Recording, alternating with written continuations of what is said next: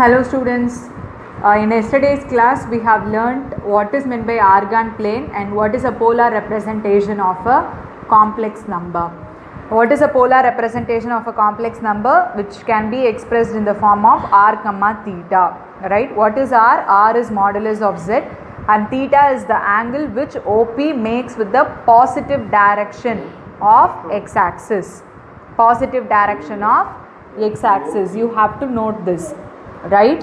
So what is theta? Theta is the angle which OP makes with the positive direction of x-axis, right? And what is a polar representation of complex number z, which is r into cos theta plus I sin theta, and we call theta as argument of z or amplitude of z. So all these things we have seen in detail in yesterday's class.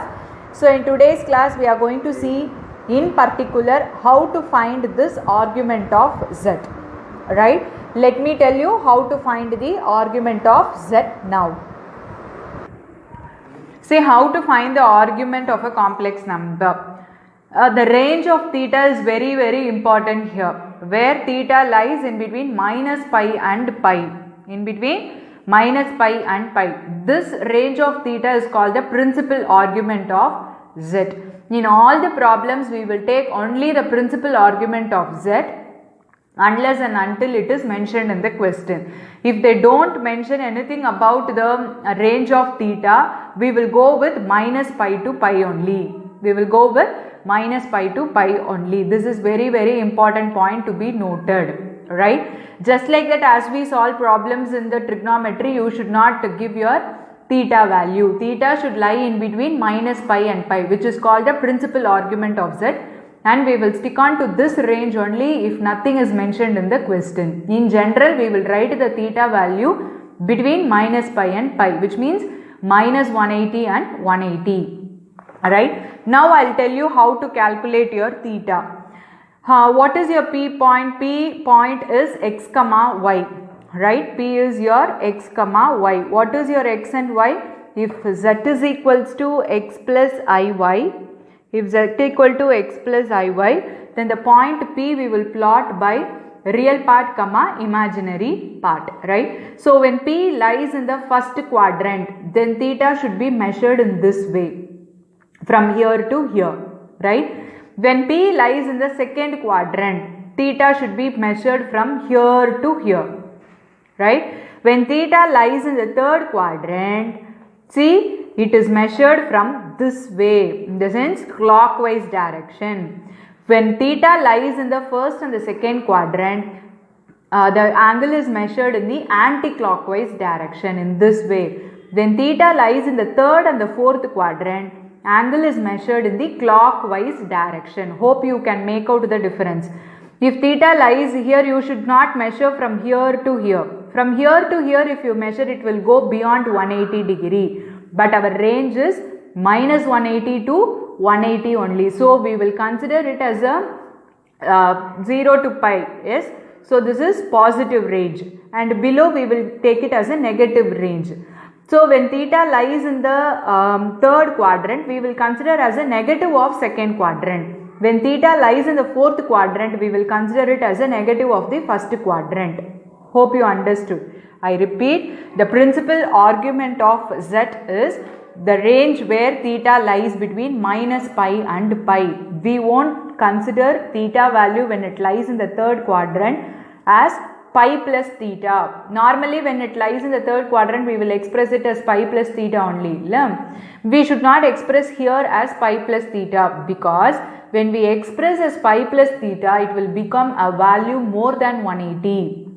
But the principal argument of z is minus pi to pi only. So what are we going to do here? We are going to consider the upper half, first and the second quadrant, as the positive in the positive quadrants, and the third and the fourth quadrant as the negative quadrants. In the sense, third as the negative of the second quadrant and fourth as the negative of the first quadrant. That's why it is mentioned there, theta is measured from the positive direction of x-axis.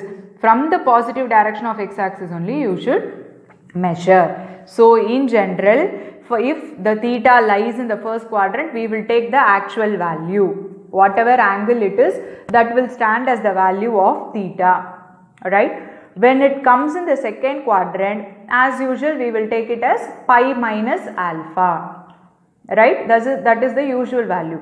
But when it comes to third quadrant, we will consider it as a negative of second quadrant. It is negative of second quadrant, right? So theta, you should write it as alpha minus pi. This is negative of this.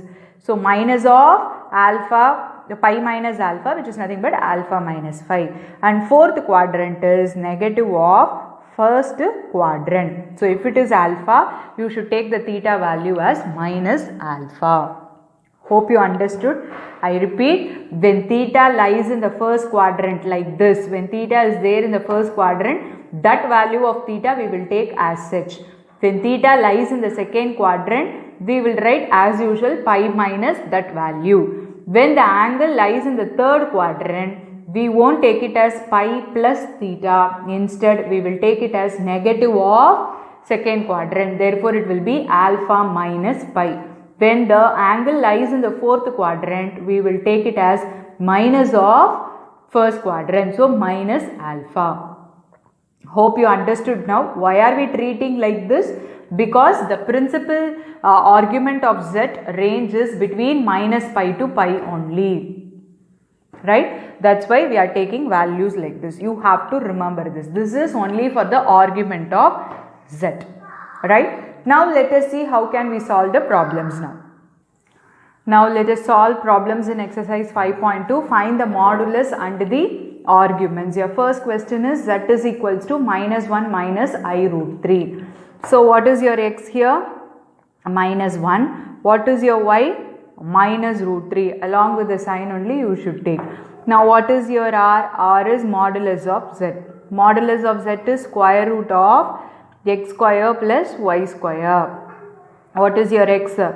Square root of minus 1 the whole square plus minus root 3 the whole square.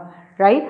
So which is equals to square root of 1 plus 3. What is square root of 3?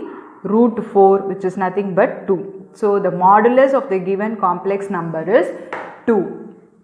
Now we need to find the argument.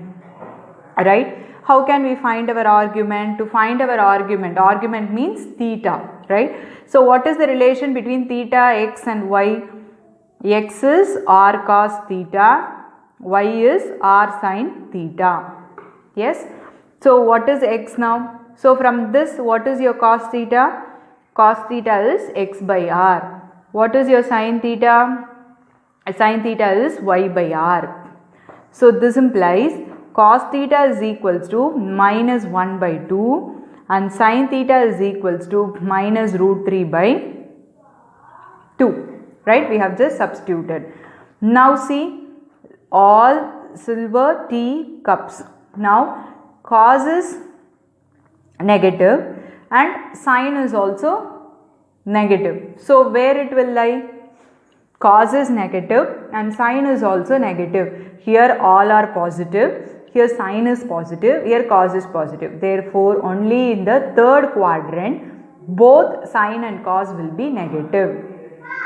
Yes, so first thing we made assured that theta lies in the third quadrant. Yes, you can make it in this way, or else you can look at the coordinates and then also you can fix up the quadrant. Because x is also negative, y is also negative. Where will you plot the point? Both negative. In the third quadrant only both will be negative. Right? Therefore the point will lie here. The point will lie somewhere here. And the point is minus 1 comma minus root 3. Now if the angle lies in the third quadrant, how will you find our theta? Theta is alpha minus pi. Right? Now what is our alpha? What angle does 1 by 2 and root 3 by 2 correspond to? When sin value will be root 3 by 2? 60. So when cos value will become 1 by 2? 60.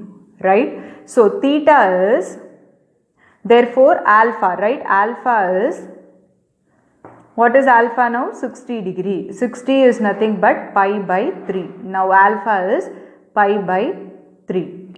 So we can write, since both cos and sine are negative, theta lies in the third quadrant. Theta lies in the third quadrant. Theta lies in the third quadrant. If theta lies in the third quadrant, if theta lies in the third quadrant, then how will we write our theta? Theta is alpha minus pi. What is our alpha? Pi by 3 minus pi. What is pi by 3 minus pi? Take 3 as LCM, minus 3 pi, which is nothing but minus 2 pi by 3. Right?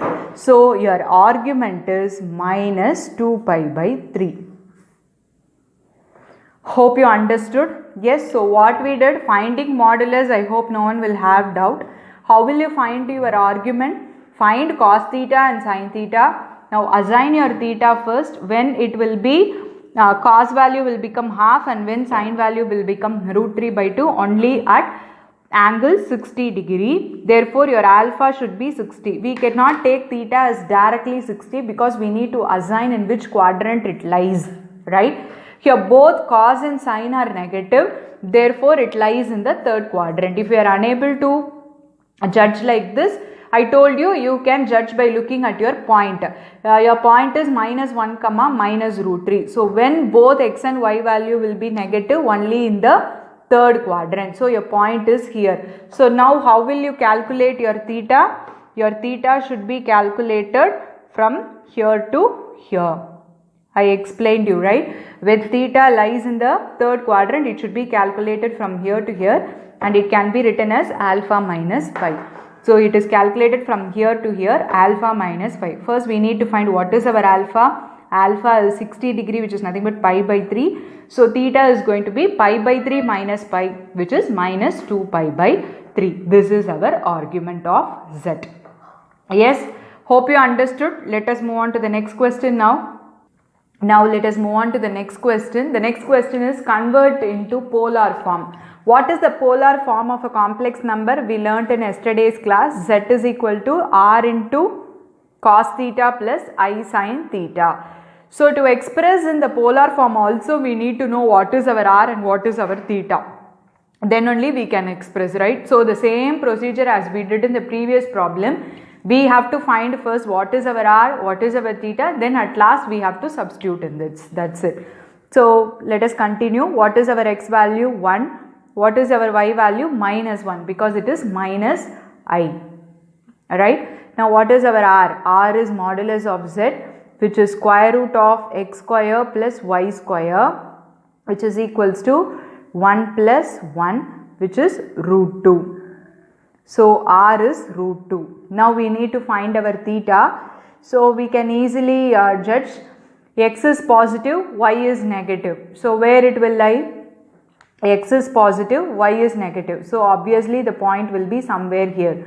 1 comma minus 1. That is in the fourth quadrant. If the point is in the fourth quadrant, we will measure the angle in this way. Yes, theta is going to be minus alpha. Yes, hope you understood. Now let us find what is our cos theta and sin theta. What is cos theta? Cos theta or cos theta is your x. So cos theta is going to be x divided by r, and sin theta is going to be y divided by your r. So what is your x? 1 by root 2, and this is minus 1 by root 2. So when both cos value and sin value will become 1 by root 2, when alpha is equals to pi by 4, right? So this implies alpha equals to pi by 4.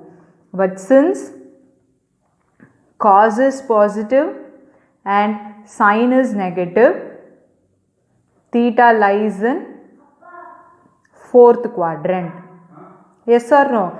If you check with quadrant also, you will get the same way. All silver tea cups. Here only cos is positive, sin is negative. Therefore, it will lies in the fourth quadrant. Yes. Hence, theta is equal to minus alpha, which is minus pi by 4. Therefore, the polar form of 1 minus I is, what is polar form of 1 minus I? R into cos theta plus I sin theta. What is our R? Root 2 into cos of minus pi by 4 plus I sin of minus pi by 4 is the polar form of 1 minus I. Yes, hope you understood. The same as the previous problem. Only thing is, in the previous problem we have stopped till this because they just asked you to find the modulus and the argument, but here they asked you to express it in the polar form. So you have to substitute. This is the polar form of the complex number 1 minus I. Right? Let us move on to the next question now. See how can we solve the next problem. The question is minus 3. So what is your x value here? Minus 3. What is your y value? 0. Why? Because y is the imaginary part of the complex number. Minus 3 can be written as minus 3 plus 0i, right? So y part is 0 now. Yes. Now let us find what is our r. R is modulus of z, which is equal to square root of minus 3 the whole square plus 0 square. So which is square root of 3 3s are 9. Therefore which is 3. So modulus is r is going to be 3. Now we need to find what is our theta. But before that, minus 3 comma 0, where it will lie? It will lie on the x axis, right? On the real axis. We will call it as real axis, right? Now let us see how to find our theta now. Now let us find the theta now. Cos theta is x by r, which is minus 3 by 3, which is going to be minus 1. Sin theta is y by r, so 0 by 3, which is 0, right? So here cos value is negative and sin theta is 0, and moreover from the complex number minus 3 itself we can tell where it will lie. Minus 3, the complex number itself is minus 3. So the coordinates are, what is x comma y here? Minus 3 comma 0. Where minus 3 comma 0 will lie? On the x axis, somewhere here, right? Here only minus 3 comma 0 will lie. So if it is here, how will we calculate our theta? From here to here, right? This only we will calculate our theta. When it is there in the, so then it is clearly, right? When it is in the second quadrant or on the x axis, we will calculate in this way. And when sin theta will become 0 and cos theta will become minus 1 during pi, right? So this clearly implies theta is equals to pi, right? Theta is equals to pi. Since see, this is slightly different, it is not lies in the quadrant. If it lies in the second quadrant, we will take it as pi minus theta, but it is on the x axis. We know what it will be. This is pi, this angle is pi, right? Angle on a straight line, which is pi. Therefore theta equal to pi. And now let us express it in the polar form now. So therefore polar form of minus 3 is, what is your r? R we got it as 3. 3 into cos pi plus I sin pi. Hope you understood. Let us solve one more problem. Your eighth question has only I. Now what is your x here? 0, y is 1. Now tell me where it will lie. Now the point is 1 comma 0. Therefore obviously it will lie on y axis. It will lie on y axis, right? Now how will you calculate your theta from here to here? It is very clear. Theta is equals to pi by 2. Yes. Now let us find what is our r now. R is modulus of z, which is equals to square root of x square plus y square, which is square root of 1, which is 1. Therefore your modulus is 1. Now cos theta is equals to x by r, which is 0 by 1, which is 0, and sin theta is y by r, which is equals to 1 by 1, which is 1. When sin theta will become 1 and cos theta will become 0, This implies theta is equals to pi by 2. Therefore, polar form of I is r into cos pi by 2 plus I sin pi by 2. Right? Hope you understood how to express a complex number in the form of polar form. First you need to find your modulus, then you need to find your theta, and then express it in the form of z into r cos theta plus r sin theta. When you have only the real part, when the imaginary part is 0, it will lie on the x-axis. If it is going to be positive real number, the theta is going to be 0. Right? Theta is going to be 0 because it will lie here. Yes, since it is lies in the negative part of x, negative real part, it is pi. And similarly here, when you have only imaginary part, when the real part is 0, it will lie on the y-axis. Again, if it is going to be negative, it will come in the negative axis. So, it will become minus pi by 2. Right? Hope you understood. So, I am leaving the remaining problems in the exercise as homework, leaving it to you. And the only thing you have to remember while finding argument is, if the theta is in the first quadrant, you should take it as alpha, and second quadrant pi minus alpha, third quadrant alpha minus pi, fourth quadrant minus alpha, because the principal argument of z ranges between minus pi to pi. This you have to remember. Don't blindly continue your problem as we do in trigonometry. Right? Yes, students, let us move on to the next topic now. Now let us see how can we solve a quadratic equation. This and all we learnt in our class 10 itself. What is a method to solve a quadratic equation using formula? If the quadratic equation is ax square plus bx plus c equals to 0, then x can be found using this formula, minus b plus or minus square root of b square minus 4ac divided by 2a. And we have learnt in class 10 that b square minus 4ac, if it is less than 0, then it does not have real roots. Right? We stopped with that. If it does not have real roots, what sort of root that equation will have? It will have a complex root, because we will get a negative number. Less than 0 means we will get a negative number inside a square root, which means now we can apply. If it is negative, minus 1 into that number we can write. When we will get minus 1, we can replace it by I square. So, when you take I square out of square root, we can replace it by I, so that we will get a complex root there. Right? Let us solve one problem so that you can understand it in a better way. We will move on to exercise 5.3. They asked you to solve the equation. First one is x square plus 3 equals to 0. Right? This can be directly solved. What is x square? X square is equals to minus 3. So, x is equals to square root of minus 3. Right? What is square root of minus 3? Normally we will write it's a negative number inside square root. Now this can be written as minus 1 into 3. So which is nothing but I squared into 3. I square, if I take it outside of the root, I will get I. So plus or minus I root 3. Why this plus or minus? Because we will have two roots when we take it outside the square root, right?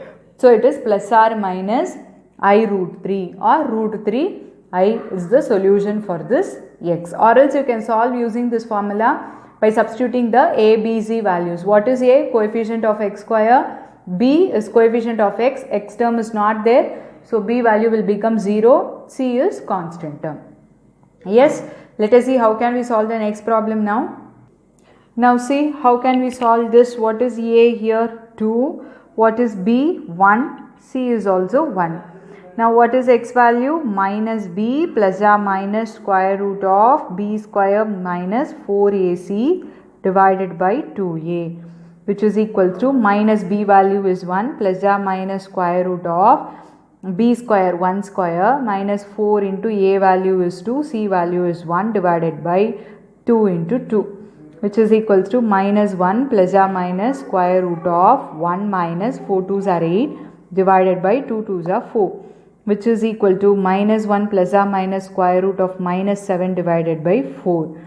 Again, this minus 7 can be written as minus 1 into 7, therefore I square into 7 divided by 4, which is equals to minus 1 plus or minus root 7 I or I root 7. When you write I after root 7, it should make it clear because that I is not inside square root, divided by 4. Yes, these are the roots of the equation. So what are the two roots of the equation?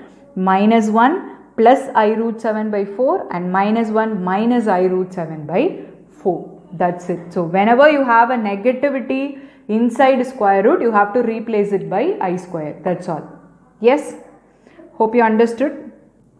Now let us see how can we solve the next question. Here the question is root 3x square minus root 2x plus 3 root 3. Nothing different, the same method only.